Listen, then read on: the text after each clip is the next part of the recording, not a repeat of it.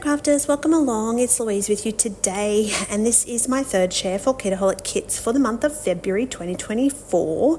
I am following along with my task to use all of these title words. So the next one along the list is High Happiness, and I pulled this photo from my stash because it is Master Cooper at Christmas. He got a gift which was like an old school kind of Game Boy, and it was filled with like 800 vintage games. So all the things that, like me, if you were born in the 80s, grew up in the 90s, you've probably seen these type of video games, and he just thought it was the best thing ever. So I am creating this high happiness layout inspired by his happiness at getting this vintage video game. Who'd have thought?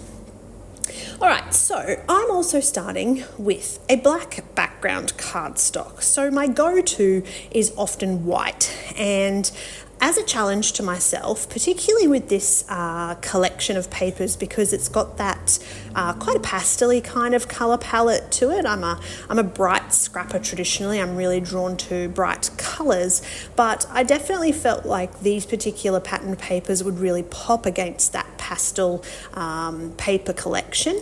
But also, because we've got the Nouveau Shimmer sprays in this month's kit, I really wanted to use those as a sort of a splatter on that black background because they have this most glorious shimmering to them.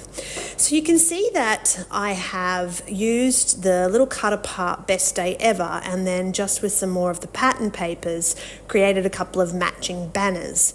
It's at this point that I'm starting to think about, how do I progress this layout? How do I now connect the photo with the background? And this is just my thought process. So it's, there's no right or wrong way to scrapbook, which is one of my favorite things about it, is that, what works for you can absolutely work for you, and you may pick up one little tip or trick from a video and apply it to your style of scrapping, and that's okay as well. So I aim every time I do a video to try and inspire you in some way with the items that come with each month's kit. So it's definitely one of my favorite things to do is to try and look at a kit in a different way. And if you're looking for something a bit different, you're going to love my next video. I think it's a great little tip of a way you can use an item. I'm not going to share too much with you now. You'll have to come back in about a week or so and check out that video. All right, I've lost my train of thought a little bit here. What am I doing? I'm actually building a little cluster in the bottom right-hand side. I didn't start with this in my mind. I actually was going to leave this sort of a half and half layout with the black at the bottom and the pattern paper at the top.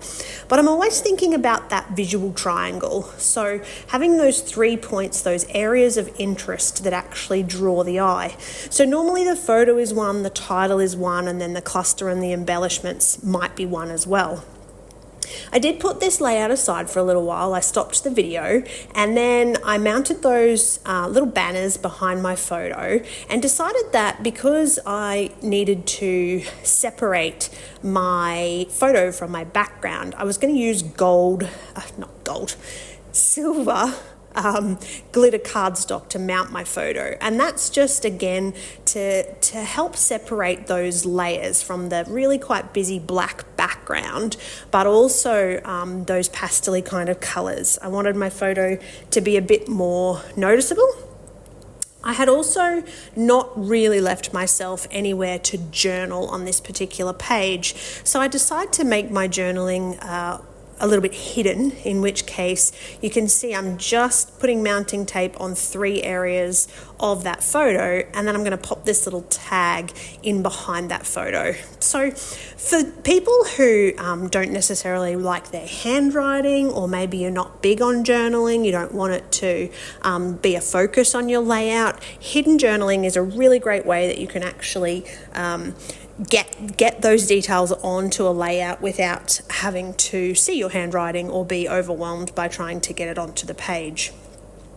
So I'm using some stickers from the little sticker book, which I have to say was probably one of my favourite elements. I mean, I loved the papers and the florals, but that sticker book was pretty darn good as well. It had so many options. Fabulous to be able to use this month. Now, one of the other recommendations I have for you is to use tacky glue and stick your titles down with tacky glue. So I'm finding in the current Queensland humid climate that a lot of my layouts aren't lasting a long time, so I'm using tacky glue quite a bit. Finally, stages of this this layout, I don't know where my brain is today. The final stages of this layout are to trim a little border and add some of the little puffy hearts that came with the kit as well. So that is my share for today. Thank you so much for stopping by and checking it out. Please, if you haven't already subscribed, we would love you to do that, and check out Kitaholic Kits.